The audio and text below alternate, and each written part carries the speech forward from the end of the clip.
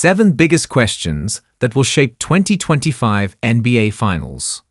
Guard play, depth and coaching are among the question marks heading into the 2025 NBA Finals. If the NBA's championship series can be considered the last test before summer for each of the participating teams, their finals exam, so to speak, one advantage over the college and high school versions that tormented so many of us is these guys know the questions in advance.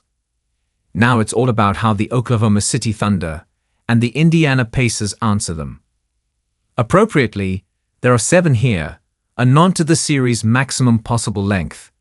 The team that does better, best of 7, will claim the Larry O'Brien Trophy. 1. How will the Pacers slow down Shai Gilgeous-Alexander?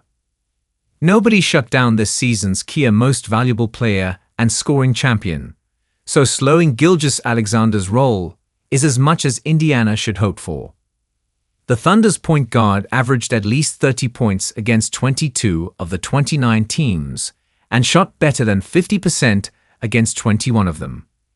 He also hung some of his biggest stats in 2 games against the foes he'll now face at least 4 more times.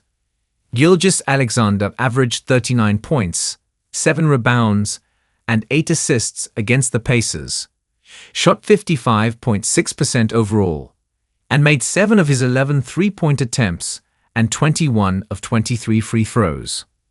His attacks through the paint might require defensive tactics most commonly deployed against Milwaukee's Giannis Antetokounmpo.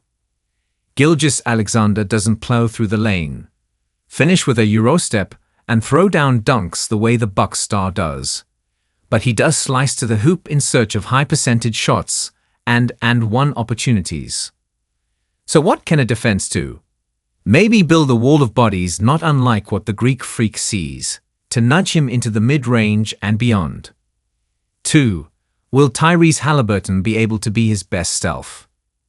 Notice the subtle shift from question no. 1. That's the difference between an MVP and a third-team All-NBA finisher.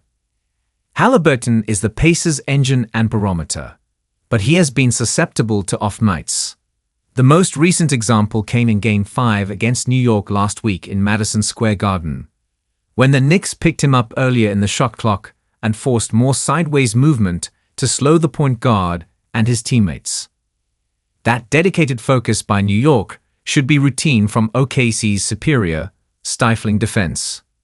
The pass-first Haliburton will need to find his shooters, who will need to hit with high accuracy to draw some of the focus off him.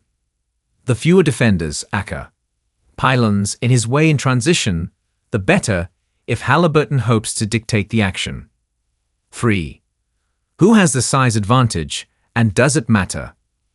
The Thunder start bigger, with center Isaiah Hartenstein alongside stretch 4 Chet Holmgren, a true 7-footer. Indiana goes with center Miles Turner, a 6'11" veteran who averaged nearly as many attempts from the arc this season, 5.5, as rebounds, 6.5.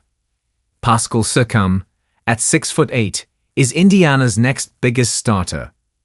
Coach Rick Carlisle has turned to a pair of journeyman bigs in this postseason, Thomas Bryant and Tony Bradley, to cope when opponents such as Cleveland and New York flexed size advantages. But Holmgren and Hartenstein are a well-oiled tandem at this point, more likely to clean up around the rim for OKC with putbacks and alley-oops while controlling the defensive boards. 4. Who are the X-factors for each side? For Indiana, Andrew Nembhard might be the most pivotal secondary contributor. Haliburton and Siakam need to be a given, while Turner and 3 and D. Aaron Nesmith are known quantities. But Nembhard is a combo guard who has dialed up his defense this season, never better than in the Game 6 clincher against New York's Jalen Brunson. He figures to be the first matchup option versus Gilgeous-Alexander, and at his best, he hits enough shots to offset a chunk of the Thunder guard's scoring output. Guard Alex Caruso is a talking X-factor wherever and whenever he plays. He is the lone Thunder player with championship experience, Lakers in 2020, and brings perpetual motion to his team defensively, as TJ McConnell does offensively for the Pacers. He offers sneaky offense too, averaging 13.2 points per 36 minutes this season, to go with his 3.0 steals.